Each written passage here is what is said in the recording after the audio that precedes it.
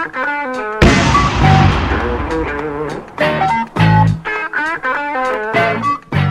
there, and welcome to a Race Advisor video. In this video, I'm going to look at how you use the bet tracking spreadsheet. But first of all, you need to read the article that is below this video. So if you haven't done that yet, hit the pause button now and go and check it out. When you've finished reading it, come back up to the top and hit the play button again, and we'll continue. Okay, so you've got to be sure that you're tracking your bets the right way. And today I want to give you a bet tracking spreadsheet that you can use in Excel, totally free. All I ask is that you share this page on Facebook, and then you can download the tracking spreadsheet. So here's the page on the website, and underneath this video you'll see the download your bet tracking spreadsheet. All you need to do is hit that share button once, and then what will appear below is the download now button.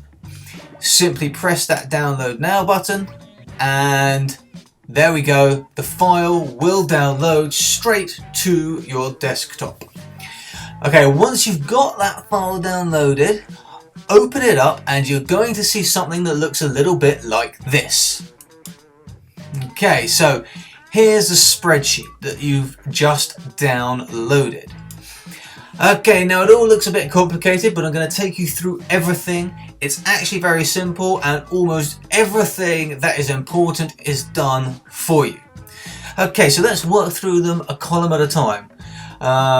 Okay, the date column is fairly self-explanatory, as is the time.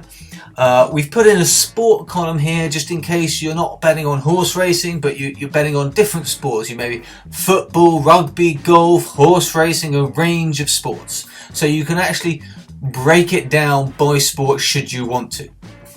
Next up, we've got the course of the horse race, and the selection, which in this case is the horse. Okay, now you can see I've put in some just temporary data. You can clear all this down. I'm going to show you how to do that in a minute. So following selection, we've got back, lay, each way or place, and those are the types of bets you can use. Now notice that when you enter back, each way, place and lay, they need to be entered in these exact ways. So you got to enter them with the first letter being a capital. They've got to be spelt the same, and each way has to be both letters capital with a hyphen, sorry, not a hyphen, with a slash between them. Okay, so they have to be entered exactly like that for the spreadsheet to work properly. Right. Moving over to notes, this is just a blank space where you can enter some notes about the bet if you've got any, why you chose this selection, or any other information you think may be relevant later on. Okay, odds. So in the odds column, we obviously enter the odds that you took on the bet. You then leave the each way odds column, this one here, empty unless it's an each way bet. If it's an each way bet, then you put the place odds in there. Now if you use a bookmaker, the place odds are either a fifth or a quarter of the actual odds. So you'll just need to work that out. You can do it on a calculator. You just divide the odds by 5 or 4 and you enter them into this column. Okay, in the win-lose column, we simply enter a capital L. Again, it needs to be capital if the selection lost, a capital W if the selection won, and if the selection was a place winner but not a winner, so it came second or third, then we enter a PW to indicate that it was only a place winner, not a full winner. And that is all the information that you need to enter. Everything else is worked out for you. Okay, so let's have a look at what's worked out for you. So let's look at the return. This shows everything that is returned from your bet minus your stake money. So you can see here that the odds were 1.57 of the horse one, so we made a return of 0.57. And then we go one column across, and this is the profit or loss after commission, because if you're betting on a betting exchange, then there's commission involved. And this takes that out. It's set to default at 5%, and you can change this, and I'll show you how to do that in a minute. Return on investment column is the return on investment for each bet. So when you have a loser, you've lost 100% of the bet. When you have a winner, you have won whatever that return on investment is. And then we have a flat bet running total. So this is just a total of all your selections, one after the other, being added together so we can see how you're doing. By default, this spreadsheet is going to assume you're betting at flat stakes of 1 unit. Okay. And again, we can change that, and I will show you how later. Losing odds. Okay, the losing odds column just replicates all the odds for losing bets, and the winning odds column replicates all the odds for winning bets. You don't need to worry about these, we use them in some of the calculations. Okay, so then on the far right over here, we have all of the statistics calculated for you. We have the average losing odds, the average winning odds, and of course the average odds. And that allows you to see exactly where you're sitting in odds ranges for winning and losing selections. Coming down, we have how many losers you've had, how many winners you have, and how many runners or bets you've had in total. And then we've got the strike rate, and that is how often you're winning your bets. Next, we have the expected strike rate and the expected winners. And this allows us to calculate the impact value, or the IV, which comes next just here. So the expected strike rate and the expected winners are based on the market odds. So that tells us that if we were just betting at market odds and there was no edge, then we would expect a strike rate of 9.74%, and we would expect 5.26 winners.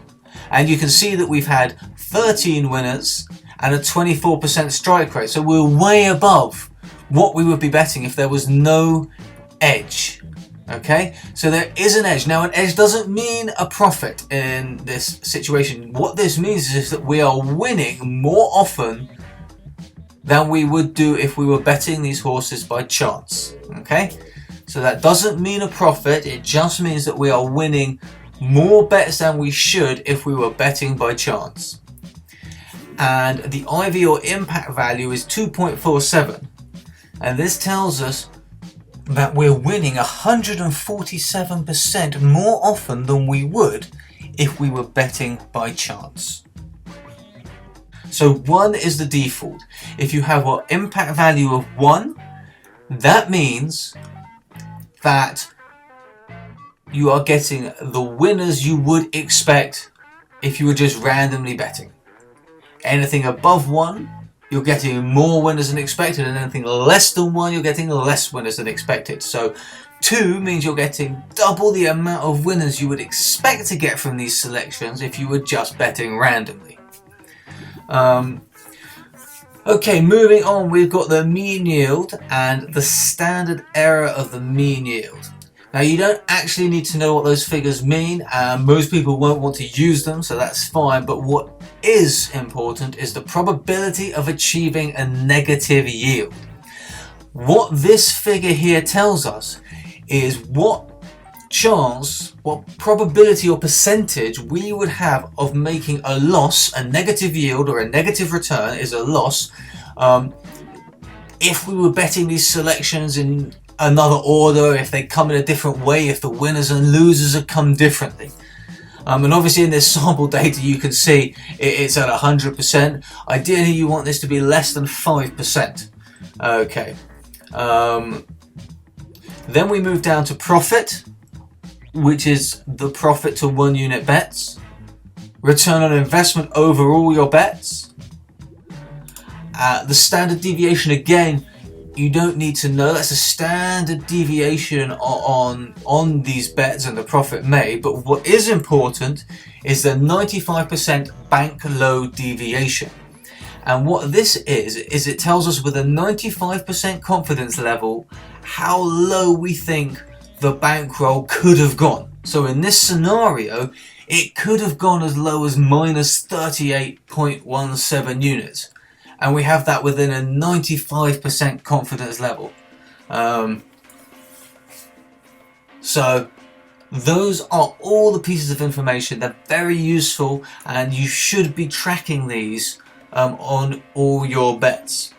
And then moving a little bit left, I've just put a little selection here called rules, where you can enter your rules. Okay, so how do you start using this? Well, first of all, you have to clear this random data that we entered. Now remember, it's only columns date up to win or lose that we enter. All the others contain calculations, okay? So you don't want to delete any cells or clear any cells that have a calculation in, because the spreadsheet will no longer work. So what we do is we select all the random data here, just by holding down shift and selecting it all, or you can alternatively simply drag it out like this. And then you want to right click and choose clear contents. And there you go, you see that clears everything out, and it's a clean sheet ready for you to start working with. Okay, now I'm actually going to undo that so we've got the data back in again. Okay, so that's how you clear down the spreadsheet and start using it. Now, if you want to change the commission, you need to go into the first commission cell here. So that is row 13, cell L. And we go up to the formula bar up here, and you can see it says 0.95. Now that means that there's a 5% commission, because if we times it by 1, that means there's no commission. If we want to reduce the commission to 2%, we would change that to 0.97 and press enter. Now once we've entered it into the first cell, we then need to copy it down. Very simple. There's this little blue box at the bottom right corner of our selected cell, and when we go over that, the cursor changes. As you can see, the cursor has changed when we hover over that blue box on the bottom right of our selected cell. We left click our mouse, hold down the mouse button, and just drag it all the way down, and that will make the adjustment for us. So that's how we change our commission level. Now, if you want more selections than we have here, we need to copy down all our formulas. Okay, now that is very easy. I'm just going to copy some selections here randomly and paste them below.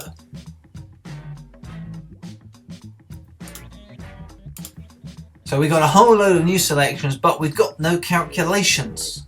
Now, our calculations go, as we can see, from column K to column P. So we go to the bottom here, where we have the last selection calculated. We click and hold the left mouse button and drag it across so we select the last row of our calculation cells like this.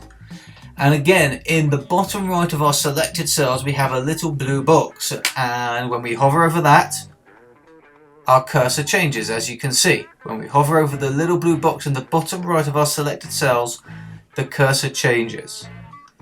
Once it's changed, we just left click and hold down the mouse button and drag the formulas all the way down to the last one and let go.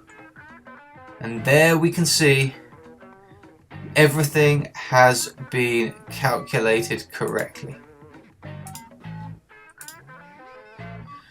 Okay, now I noticed that this column hasn't been calculated, and that's because where I was copying it from, there was no data. So I go to the top and select the cell, and just on that cell drag it down, and there we can see it's calculated. And what that's done is it's copied the formulas down. Okay, so that is how you use the spreadsheet. You should start using it straight away. It's very important to track your bets correctly. If you've got any questions either on how to use a spreadsheet or on the article and tracking your bets or what you should be putting in, then please leave me a comment below and I will look forward to chatting with you.